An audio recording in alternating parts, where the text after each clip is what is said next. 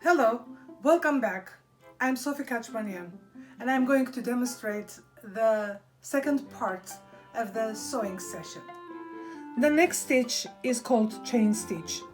If you look at the stitch closely, you can see that this stitch is consisted out of little links that are stitched into each other. That's why it is called chain stitch. Looks like a chain. In order for me to stitch that stitch, I can start either from the right side or from the left side because it's the same. Now, let's say if I'm starting from the left side and I attach my thread to the left side of the stitch here. The main thing is I keep the line going away from me like that, like perpendicular to myself. If I started from the right side, I would be keeping again that line going away from me. That's why it doesn't matter where you start from. Now for this stitch, in order for me to come up with those chain looking stitches, I need to put my thread in a circular motion in front of me before I start stitch. Here I go to that same point where my thread came out on the surface, and I'm stitching about 1/4 of an inch. And when I pull the thread, as you can see, I have stitched inside of the loop. So when I carefully pull it, it forms that little link right there. So again, you place your thread in a circular motion. You start where the thread came up on the surface, and I'm stitching always the same amount, so my little links will be evenly kind of even looking. And then I am going to pull. Don't pull too much so you're not stressing the stitch, but it kind of gracefully sits on the surface. Again, you go, the thread goes in a circular motion, and you are going to be stitching away from you and into the circle. By the way, usually we use embroidery hoops to embroider, so we're not puckering the fabric. But at this point, in order to keep it simple, I'm just showing it to you without the hoop. But you should be kind of controlling the tightness of the stitch, so you're not puckering the fabric and you're not distorting the stitch. So every individual little detail comes out just the way you want it to be. You see, I'm going to be holding like this away from me, and I'm going to be stitching like that one more time. Again, the thread is placed in circular motion on the fabric, and you always stitch from where you came out. You see where the thread came out, that's the trick. Okay, so you stitch from that point and you stitch away from you and stitch into the circle, and you come up with this pretty stitch. Obviously, you need to continue the chain stitch until the end of the line and then knot it at the end and finish the stitch. Let's say using that simple chain stitch can give us a pretty flower like this. In order for us to do that flower, we can take any object that has a circular shape. You can copy, or you can use any tool to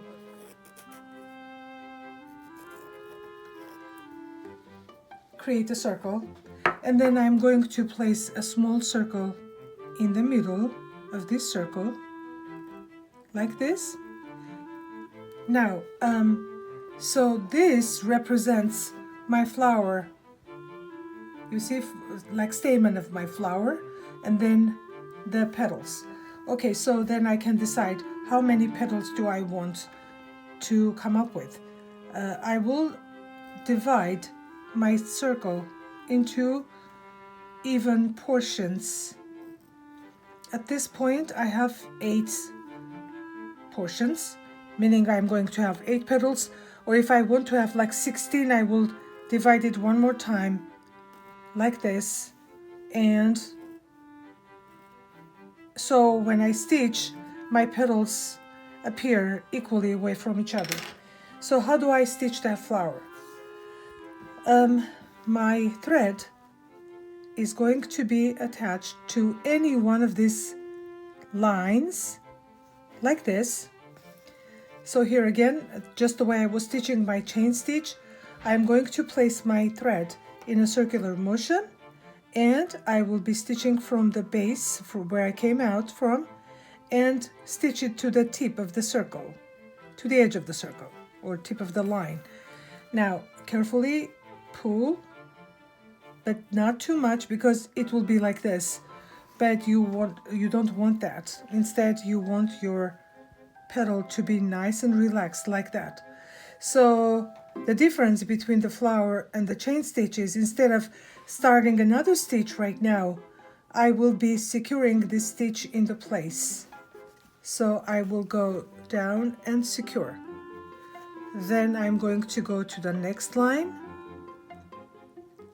at the edge of my small circle, and I'm going to be stitching. Again, place your thread in circle and then stitch it to the edge of the circle like this, and pull it into place and secure that second petal in the place. Now let's go to the next stop and stitch my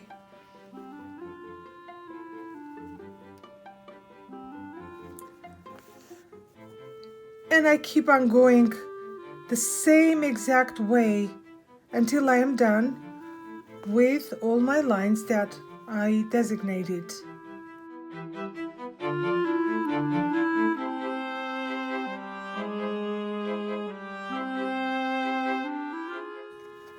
Here, you see? If I would go all around, I will come up with a nice beautiful red daisy. And if I want to stitch the stamen here, I can use a satin stitch to finish it. I can take a thinner thread or a bunch of beads or anything, and I can fill up that part by just simply stitching a very simple filling stitch. That sometimes is called like filling stitch, or sometimes it's called satin stitch. You see, I'm filling up that area. Obviously, if I would put yellow color or something would be more suitable, or white would be more suitable if this was for a display.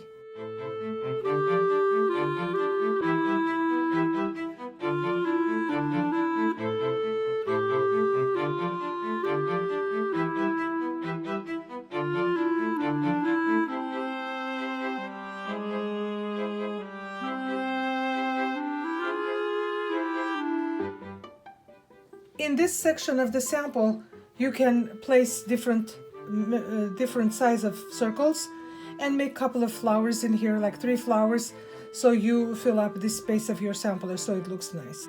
The next stitch we're going to work is called the catch stitch.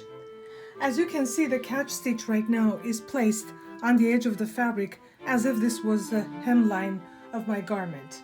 Obviously, this stitch also could be definitely used for decorative purposes. Now we're going to use this as a decorative little sample here on our sampler. What I would like you to do, let's say if you did your flowers here, now at the bottom I want you to draft 2 lines parallel to each other, 1/2 inch apart, and have your needle and thread ready to do the catch stitch. Now I need to connect my thread with the needle to the upper line, and come down here a little bit away from that area where you see you just were there. Now you're coming down here and you're stitching like this. So can you see I started from the left side and I'm going to go to the right side. Each and every time I move away from my position for about 1/4 or 3/8 of an inch. Now I'm going to go up and grab small 1/8 of an inch of the fabric and come down again the same distance from my previous stitch, and I always go backwards, stitch backwards. See, like my stitching is from the right to the left, and each time I'm grabbing a small 1/8 of an inch of the fabric, just like this. So I go down and up, down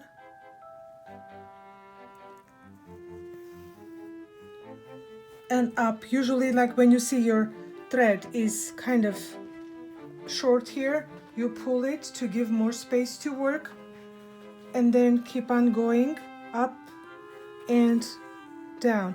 Let's say if I'm doing a decorative stitch, I can do either with 2 ends of threads or 4 ends of threads. So finish it up to the end of the line, secure, cut the thread, and get ready for the new stitch. The next stitch that we're going to be working on is called edge stitch. As you can see, the stitch is applied on the edge as if it was an overlock stitch.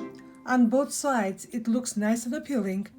Therefore, this type of stitch can be applied on sweater, sleeve openings, neckline openings, on garments, on blankets, on a lot of other accessories.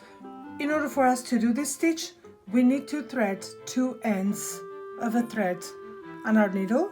You see I have 2 threads, and I am going to start from the left side of the fabric. It's important that we start from the left side of the fabric.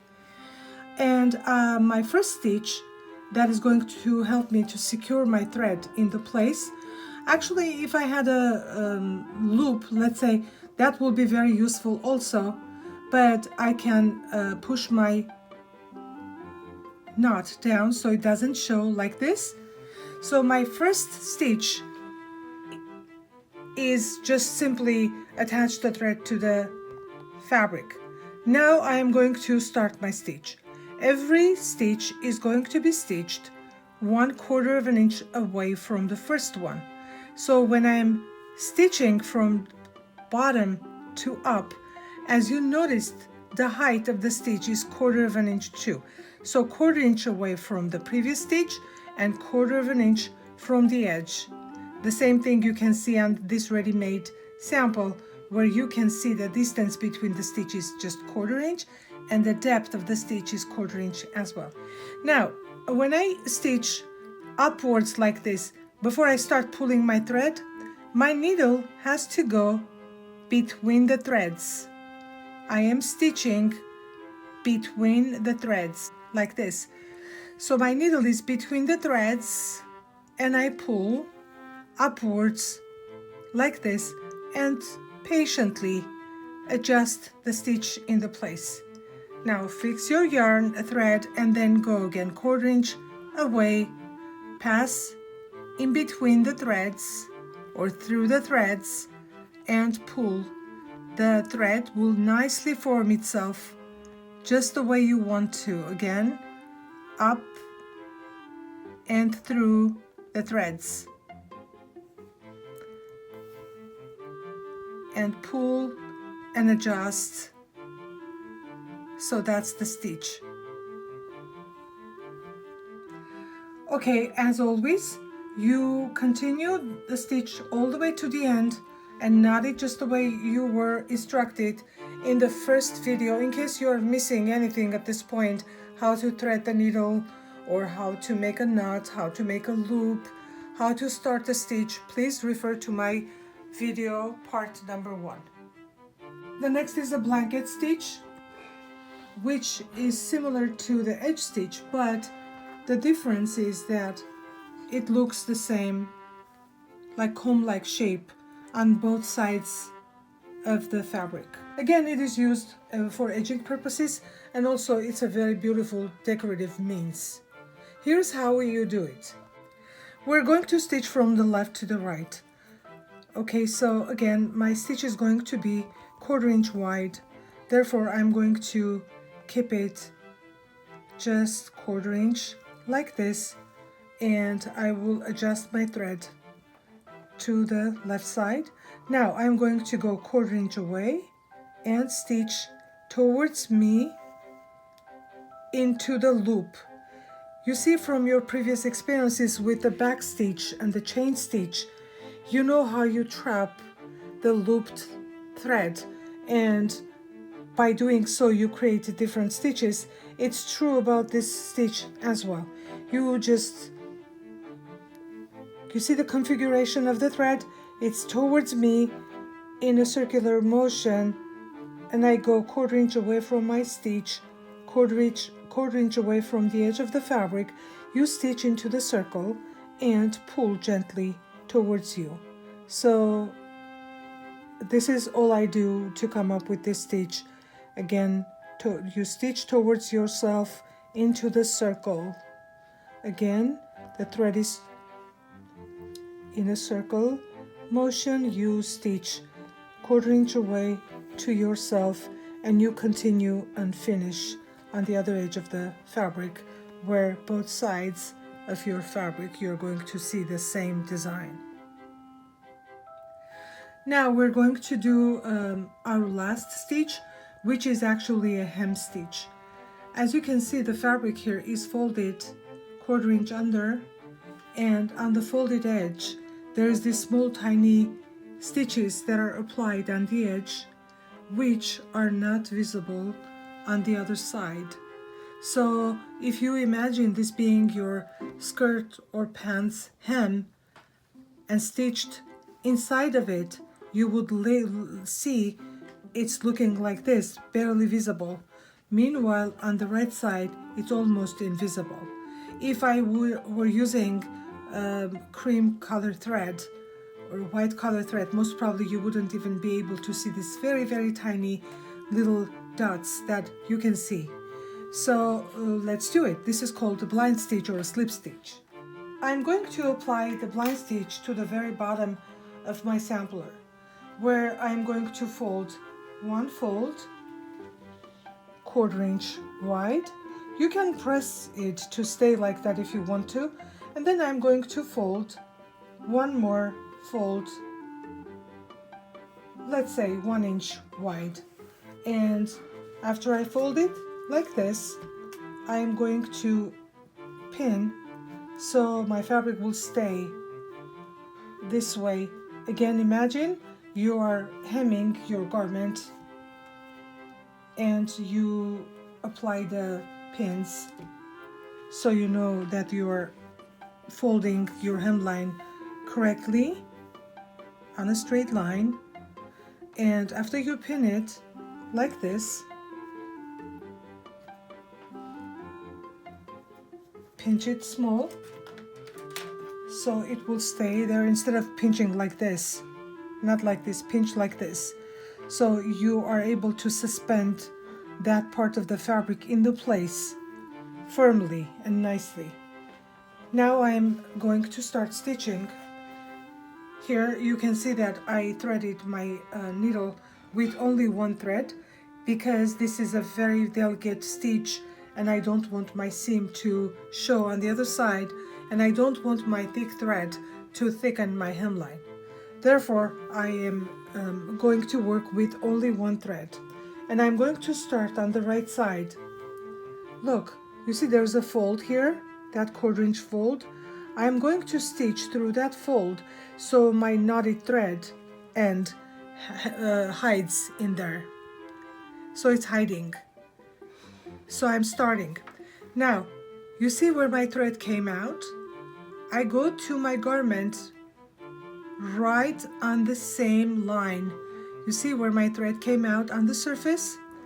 I pinched the thread right against it, right in front of it, here. And I am taking only one thread, pinching only one thread, and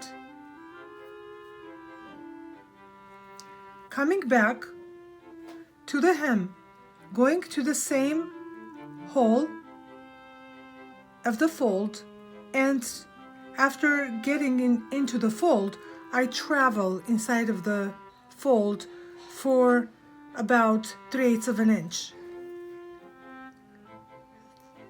Therefore, I come up with just a dot inside of it. Let's do it again. So go against the place where you came out, right in front of it, grab only one thread. Like imagine this is my garment, this is the hemline. Okay, so I'm taking one thread from the garment so you can't see my thread from the right side of it, and I stitch, come back, travel 3/8 of an inch through the fold, again go right in front of it, take just one thread, come back, get into the fold from the same spot and move ahead for 3/8 of an inch. Again, go back to the garment, grab one thread, stitch it, come back, and this is what you do.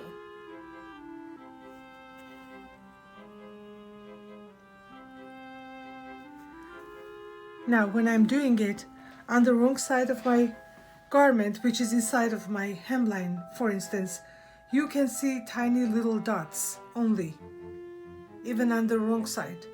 And on the right side, you don't see any threads. Continue doing the same exact thing over and over until you get to the end of the line, as if you went around the skirt hemline and finished it.